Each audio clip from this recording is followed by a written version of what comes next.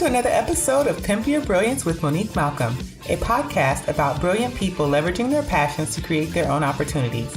I aim to show you what's really possible when you shut down the chorus of fear and lean into your genius zone. You can learn more about this show and subscribe for updates by visiting keepchasingthestars.com/podcast or come hang out with me on Instagram at StarChasersOnly. Are you ready? Let's do this. Hey Star Chasers, this episode of Pimp Your Brilliance is brought to you by the Visionary Journal. The Visionary Journal is a goal-setting guide, mini vision board, and day planner.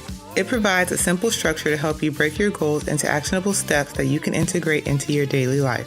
For more information and to order your own copy of the Visionary Journal, visit keepchasingthestars.com/Visionary Journal.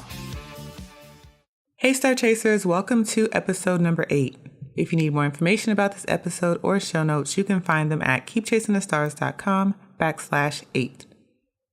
In today's episode, I am interviewing Christa David. Christa David is a mixed media artist, writer, and researcher. She fuses the mediums of painting, collage, and assemblage to create her work that examines themes of faith, power, politics, and identity. Now, full disclosure, Christa and I are really good friends. If you listen to episode 0 of this show, where I talked about the idea of Pimp Your Brilliance and where it came from, I shared a backstory about how I came up with the name Pimp Your Brilliance, and it was actually Christa who gave me the name. She kind of did it. She didn't realize that she did it at the time, but it's something that she said to me and I held on to it. So if you didn't hear that story, you can hear that in episode 0. But today she's on the show and she's going to be talking to us about becoming a full-time artist. Basically, her story going from full-time, 6-figure earning career person to taking the leap and making art full-time, and some of her journey and struggles and successes. So I think this is going to be a really good episode for anybody who is thinking about art. They're doing art, they're thinking about doing it full-time, and they want to bust the idea and the myth of being a starving artist.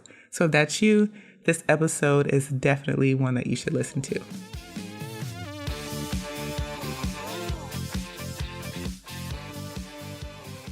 Hey, Christa, welcome to the show. Hey, Mo, how you doing? I'm so happy to be here. Thanks for inviting me. I'm so happy to have you. You are my first artist interview, so I'm excited about this because I know people have so many questions about being a full-time artist and all of those things, and I know you're going to have some nuggets of wisdom to share, so I'm looking forward to that.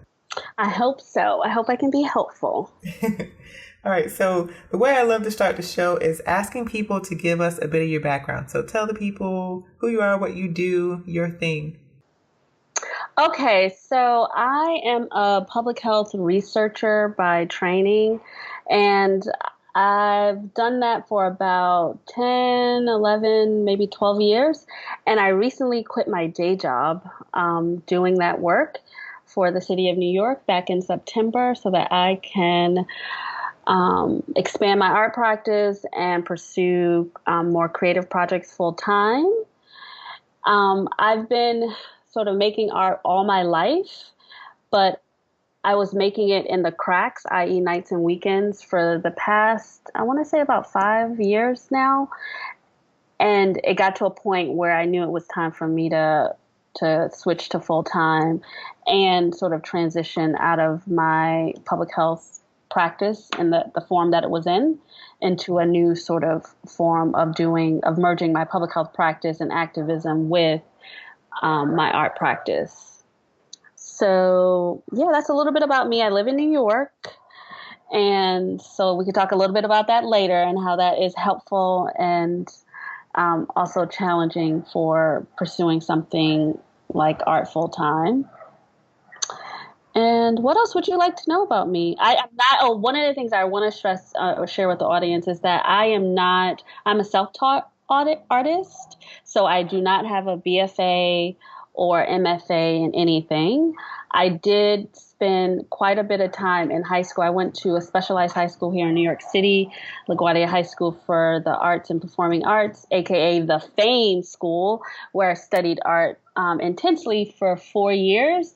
But then when I went to college at Columbia, after my first year, I stopped making art altogether just because it just didn't seem practical at the time, considering my circumstances.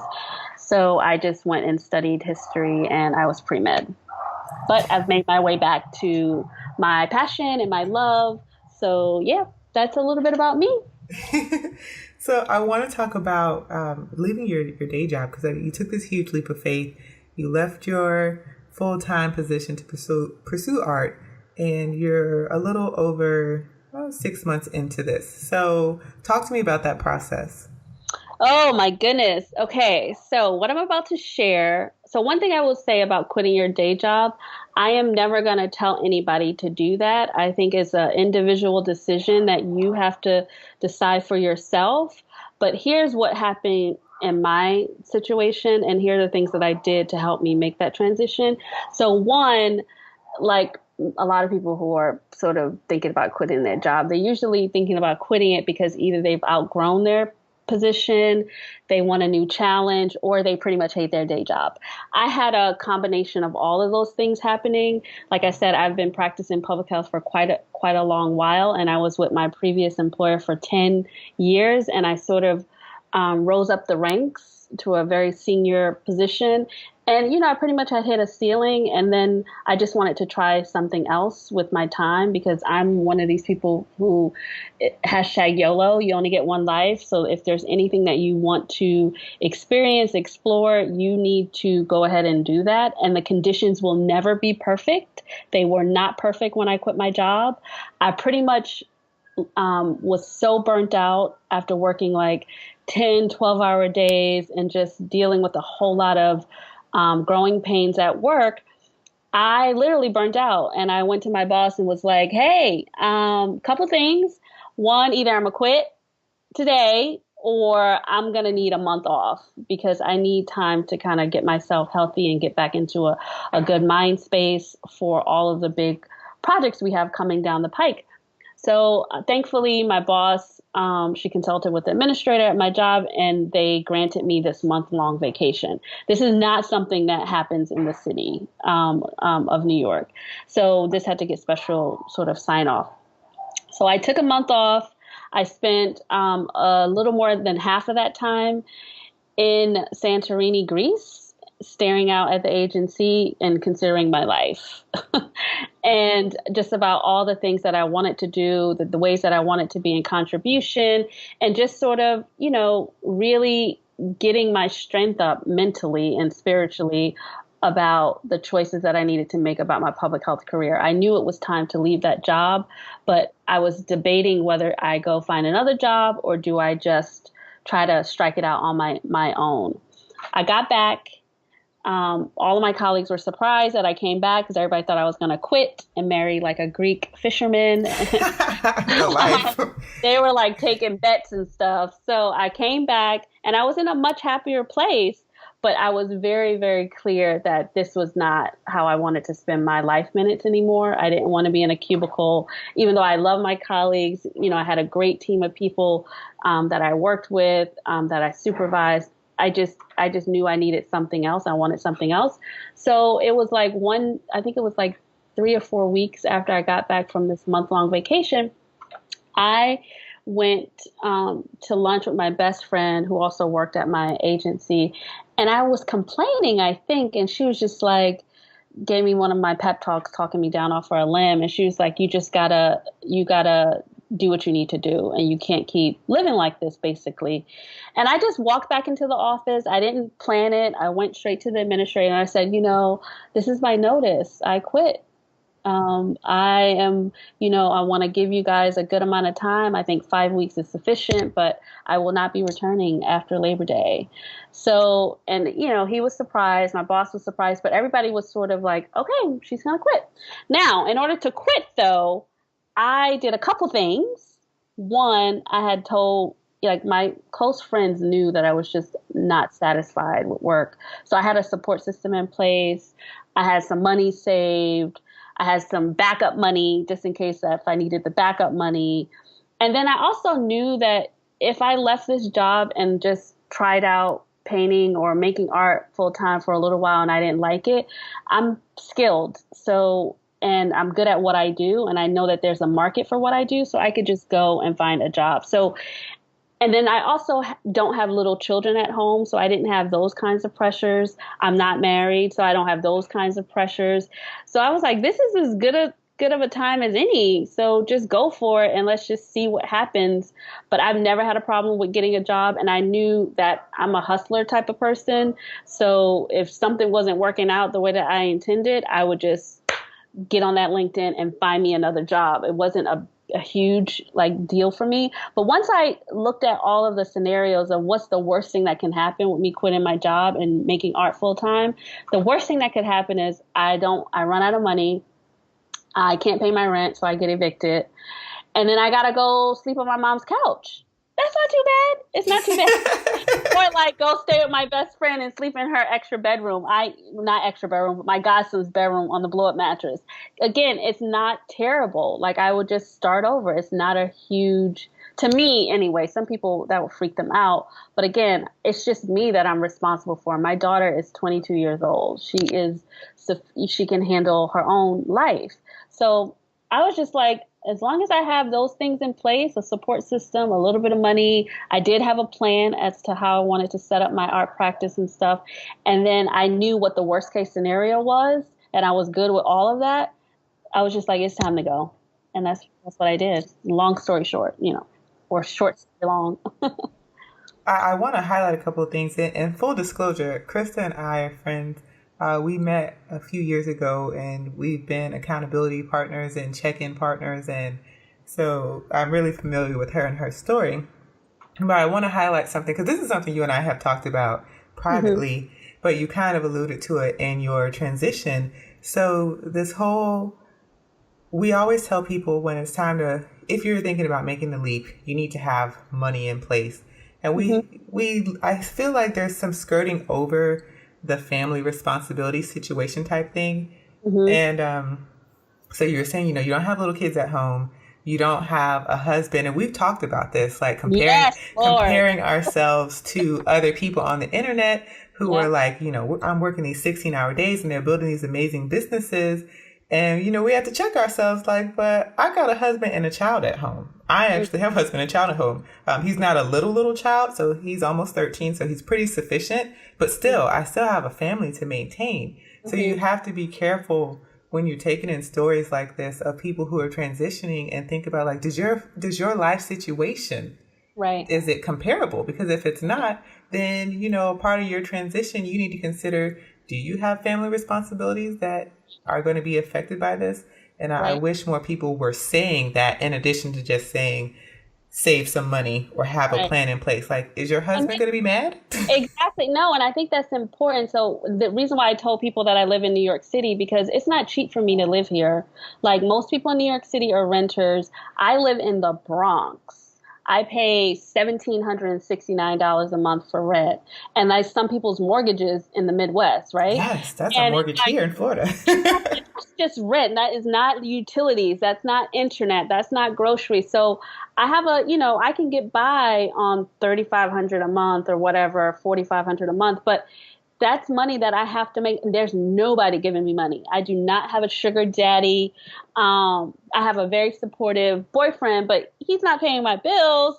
And, I don't have a trust fund. I don't have all of my family members, to my knowledge. Like everybody either is poor or they're working poor or they're like working class, right? So it's like, we don't have any money. I don't know anybody who has, so I don't have any kind of safety net.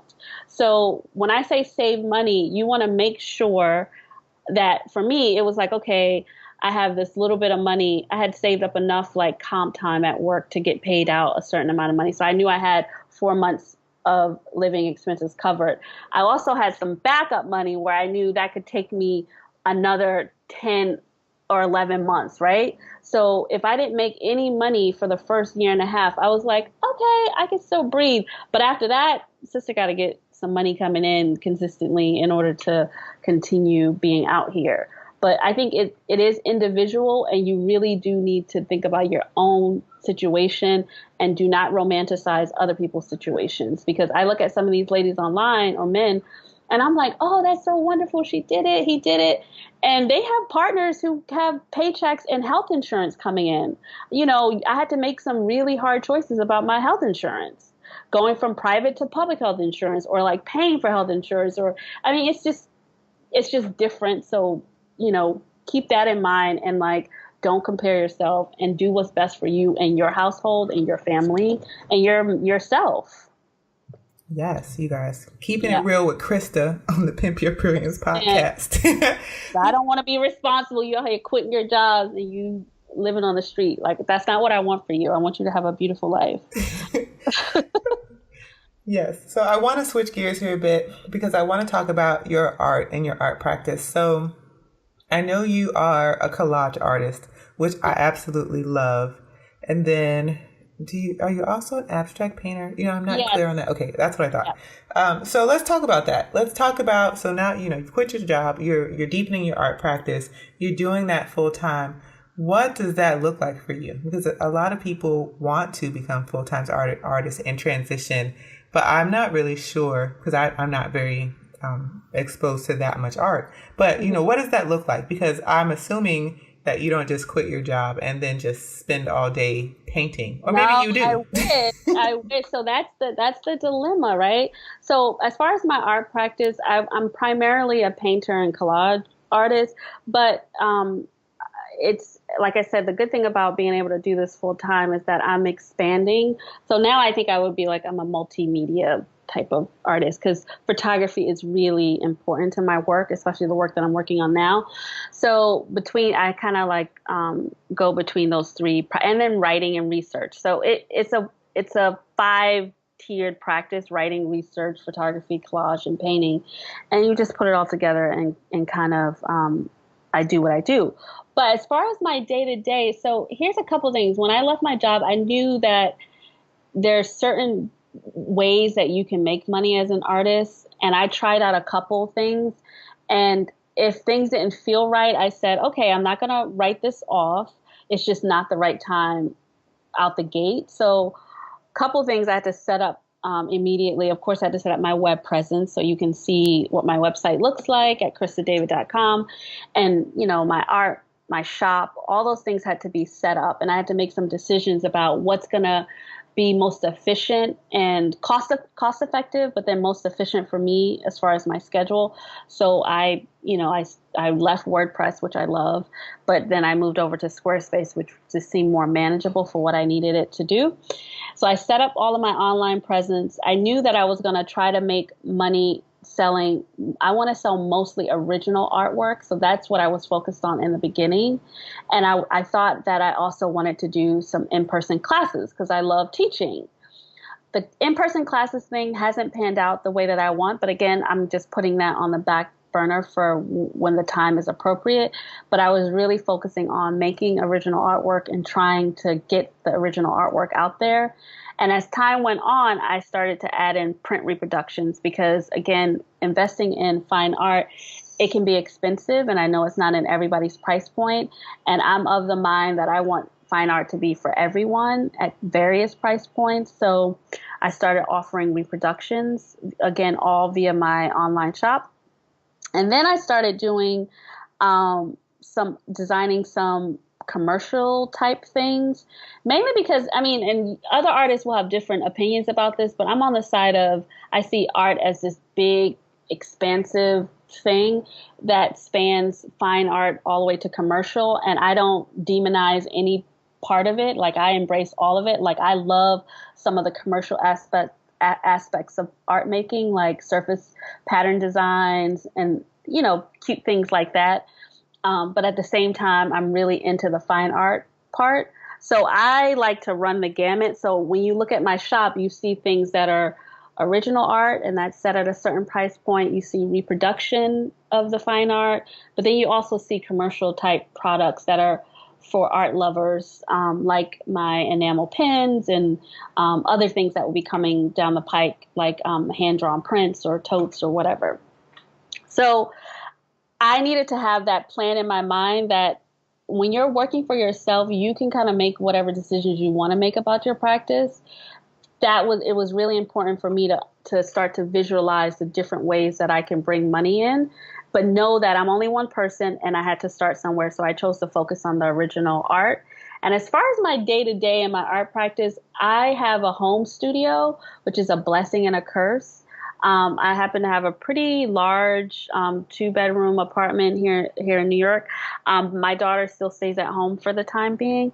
So I've transformed my living room, which is really large compared to New York City living rooms, into my studio space. And it's slowly evolving. But, I have a station where I do my collage work. I have a station where I do my paintings. I use my wall space to work on paintings as large as 5 foot by 7 feet. So I've set it up to accommodate how my practice is shaping up. And as far as my day to day, I really thought that when I quit my job, I was going to be able to paint all day and make art all day, and it was going to be blissful. And it has not been that way. It has been a struggle for me because you get caught up in all of the marketing and the online stuff that no one tells you about. So if I can get in 15 hours a week of art making, I feel like I'm in a good place, and I should be putting in more hours. And there are some weeks when it's like, forget it. I'm just going to make art all week because I can't, like, physically and spiritually, I can't not do it. It really starts to make me get angry and irritated if I'm away from my artwork for too long. But when you're trying to set up a business and like set it up from scratch, you spend more time doing admin and marketing than anything. Like, it's crazy how much you have to pimp your stuff in order. And it's, rightfully so. You have to make a case for why somebody should be purchasing work from you. But I was really surprised by that. And it's a daily struggle for me. So I've experimented with a lot of different things. Get up early, make art for 4 hours, and then let the day have, be what it is as far as admin, marketing, whatever. There are times when I'm like, I like to make work at night. And then so I'll do that and then leave the days for like admin and writing, research type stuff. So I haven't found the perfect day, but I do make an effort to show up at the canvas, show up at my art making table daily. But it's really, you're not going to be painting, making art all day as a full-time artist. Like, no. Unless you're like, unless you're like represented by galleries and stuff. So, and a lot of artists don't want to do that. I personally, that's the kind of arrangement that I want. That's from the limited information that I have now, my goal is to have gallery representation, a couple galleries where I can send work at a consistent clip. And then I don't have, I still have to do a little bit of the marketing or whatever, probably more than we should, but I do want help in getting my work to a wider audience. So that's my goal. That's what I'm working towards. So you've mentioned marketing quite a bit in your last answer, which I'm glad that you did, because that is a question that I want to ask you. So what does that look like for you as an artist? Like, let's talk about marketing yourself as a full-time artist. Okay. So, and it's evolving as I learn more things, and then also as I talk to other artists and just level up in my business. So basic marketing to me is one, telling my story as an artist and sort of transitioning in this process, because I think people want to know about that. Two, sharing my work as I make it, and like really getting people invested and involved in the types of materials I'm using, what I'm making, why I'm making it, what am I responding to. A lot of my work is responding to a lot of social issues. And so that's part of the sort of, I guess, brand story. And then the tools that I'm using to get the word out. So it's usually email, newsletter, and I've chosen to not be on every platform because, again, it's just team of one. I don't have any assistants or anybody helping me. So I've picked the platform that I enjoy the most and that works well for what I'm trying to do, and that's Instagram. So I live on Instagram at ChristaDavid.art, and I live in Insta stories. And I'm so happy that I fought the the desire to jump on every social platform. I try them out and see how they go. Like I've tried Periscope, that was fun. I tried Snapchat for a second, that was fun. Facebook, Twitter, all these things, but it's just too much. So I live on Instagram and I do a lot of my marketing that way. So I've done a couple, actually I got to get better at Instagram ads, but I've tried that once or twice. And I think I just connect with my audience via Insta Story. Like that's just my daily practice. I love Insta Story and I love sharing my day. And so it's those primary ways: email, newsletter, and I have a blog, and then I use Instagram primarily. Another thing that's really important to the marketing is photographing the work in a way that demonstrates what the piece is. Now, I like taking photos and, I have my way of doing that, but trying to photograph artwork has been a challenge for me. So after, 6 months of trying to do this on my own, I've enlisted the help of professional photographers who have experience taking photos of actual artwork for galleries and other things and other artists. So that's something that I'm roping into my business because the visuals are critical to me selling my artwork. So that's where I want to make the investment up front. Like I need help with a lot of other things. But for me, it's like having solid images for my portfolio, having solid images for these residency applications and grant opportunities. So that's where I'm going to invest the profits that I've made in my business, is getting this professional photographer so that I can up my visual marketing and promo. So that takes up a lot of time. Like it just takes up a lot of time for the marketing. It's fun, but it just takes up a lot of time, and you want to be consistent with it so people will always have you top of mind. Of course. Consistency is the queen. Mm-hmm. Content is still king, though. So as an artist, with all of the hats that you're wearing, all of the marketing, the admin, just balancing life stuff, how do you refuel your creativity and stay inspired? Oh my gosh, that's a good question. Thankfully, one of the things I'm very grateful for is that I can kind of do whatever I want with my day.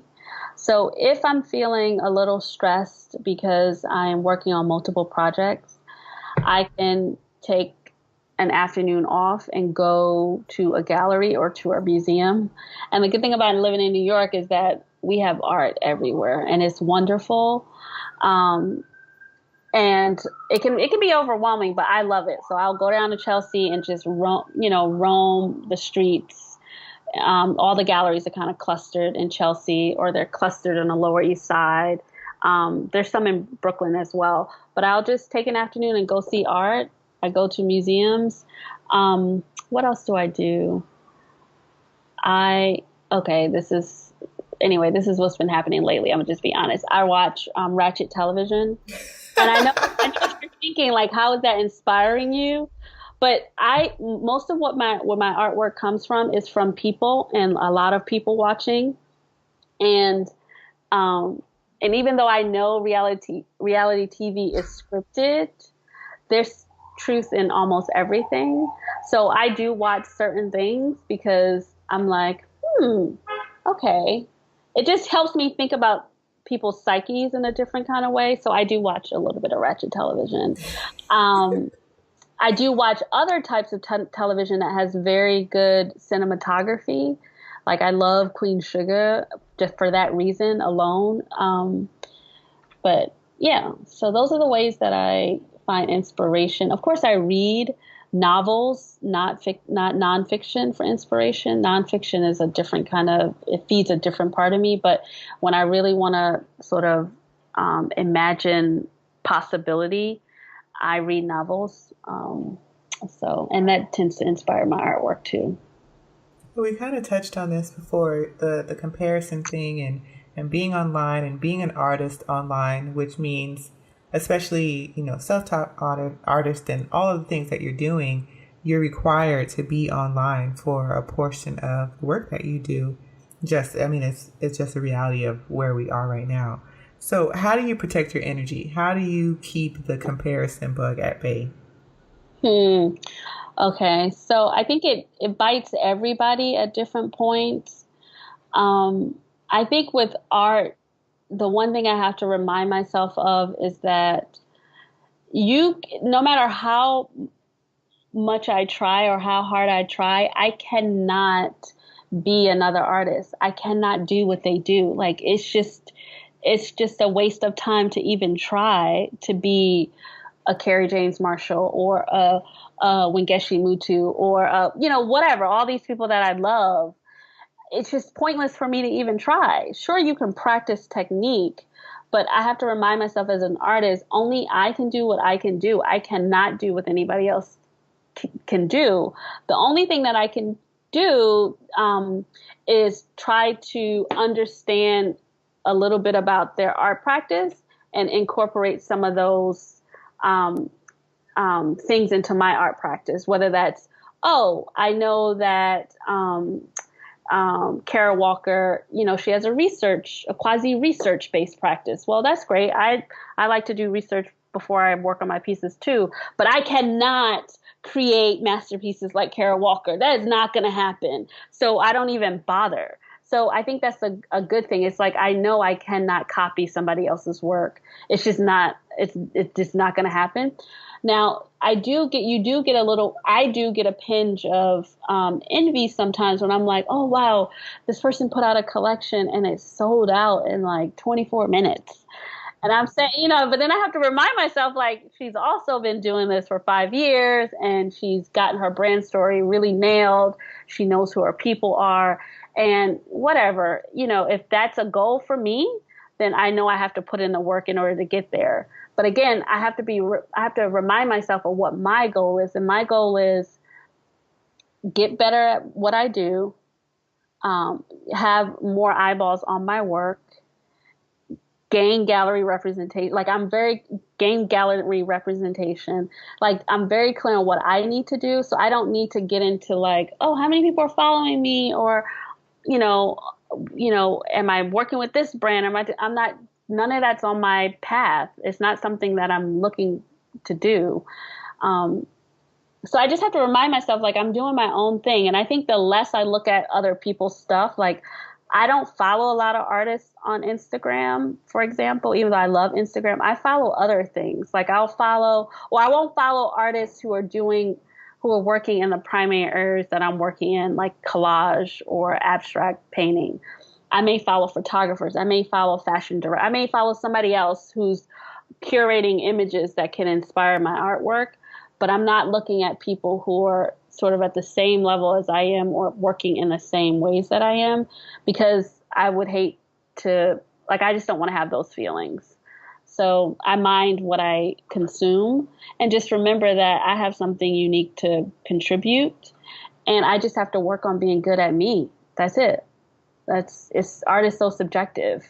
So I just have to work on being good at what I do and like connecting with the people who have chosen to show up to look at my things on a regular basis. Yes, yes, yes, yes. I love that. I love that so much. And you made so many great points there. And you know what? The comparison thing, it keeps coming up.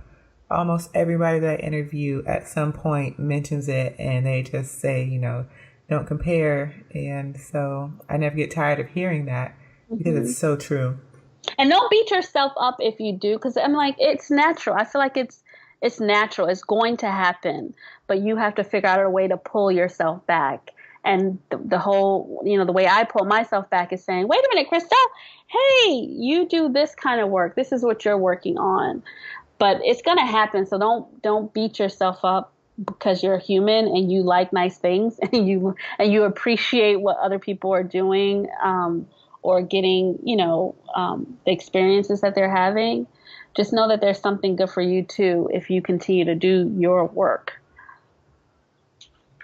Yes. So you've said so many things. You've shared so openly. You've given a lot of tips and talked about things that you do specifically for your art and your art practice. And I know inevitably somebody's out there listening and they're thinking, great, that's nice for you. I'm glad that you did that. but they don't think it's possible for them. And I know Hmm. that we don't believe that. So what do you say to that person? If you don't think it's possible for you, it's not possible for you. Mm. And when I say that, it's like one of the things that I had to learn very quickly, and my best friend will attest to this. And thankfully, I have a social worker, a therapist as a best friend, but it's all about what you think and what you believe, period. If you think you don't have enough skill to be an artist, you will not have enough skill to be an artist. If you don't think you have what it takes to make a go at making art full time or doing anything on your own, it won't happen. But the minute you start to whatever you tell yourself, you're going to believe. So even though I know that I have a lot of room for improvement in my art practice, like a lot, I'm actually excited about it. I get to make art for the rest of my life and get better at it and learn more things about myself and contribute to the world. But it's like it all starts in what I tell myself when I wake up in the morning.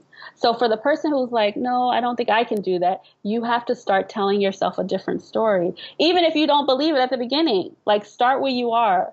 Whether it starts with the 3 words, I am an artist, or I am a creative, or I am a whatever. Start telling yourself a different story, and slowly but surely, you're going to start to see the fruits of that.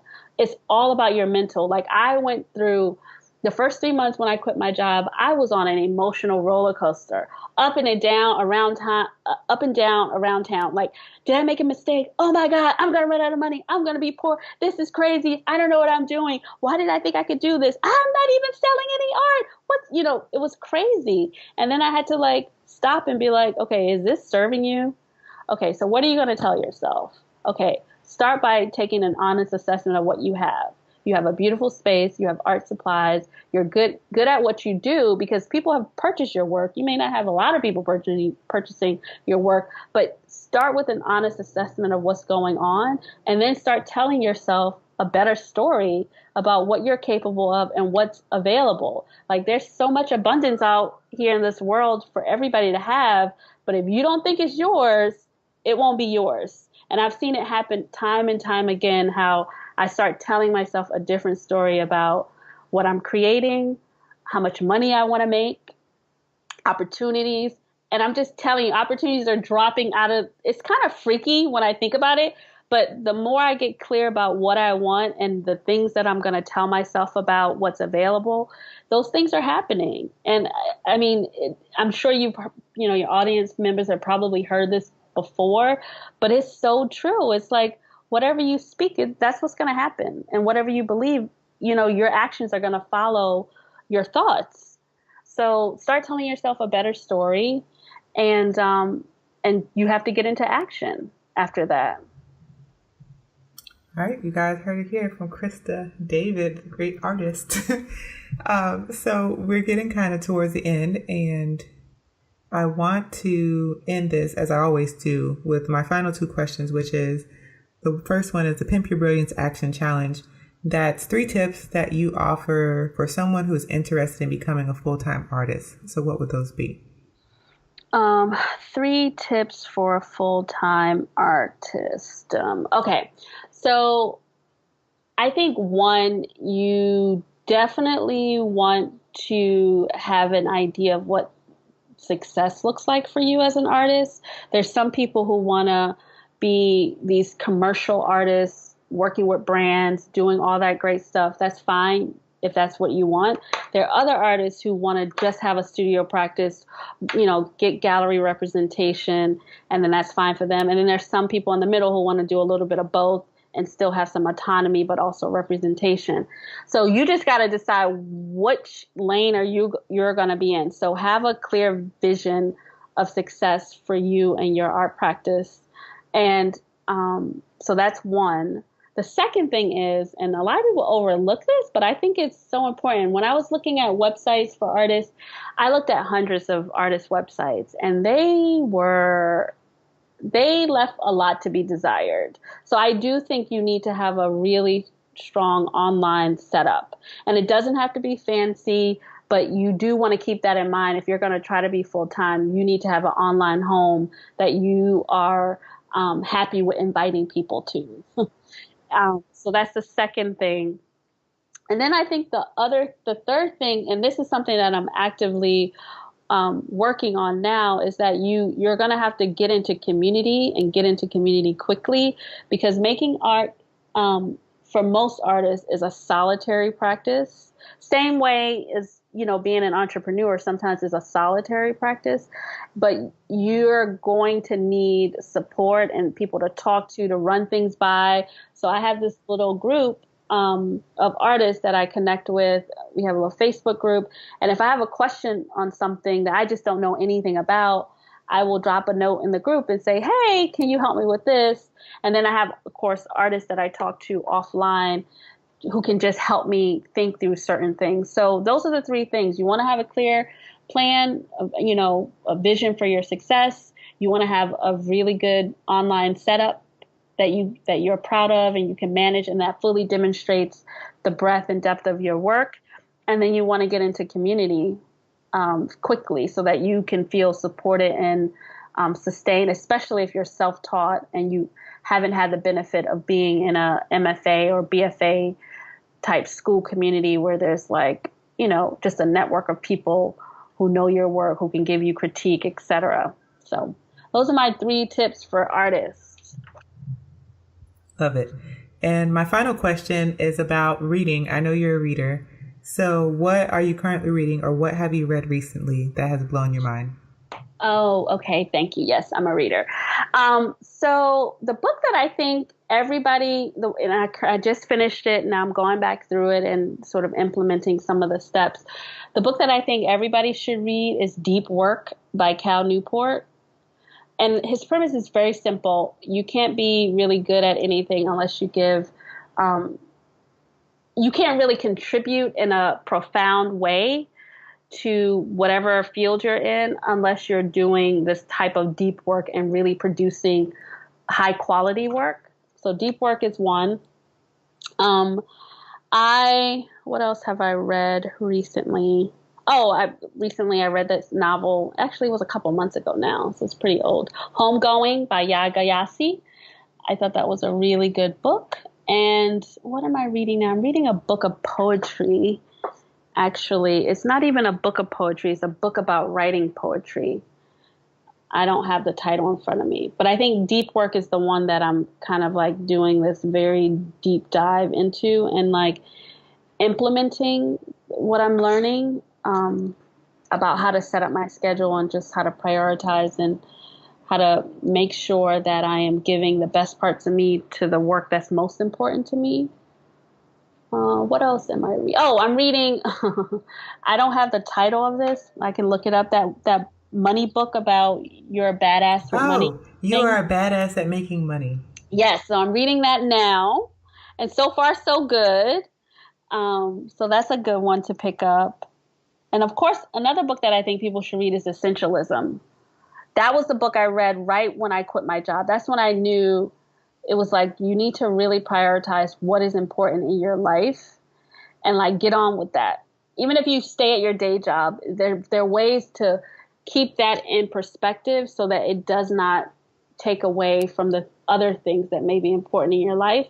And I'm talking to all my workaholics with that, because if you're a person working 10, 12-hour plus days and that's your every day, that's a book that I think you should definitely read just to kind of get clear on do what's important. You only have one life.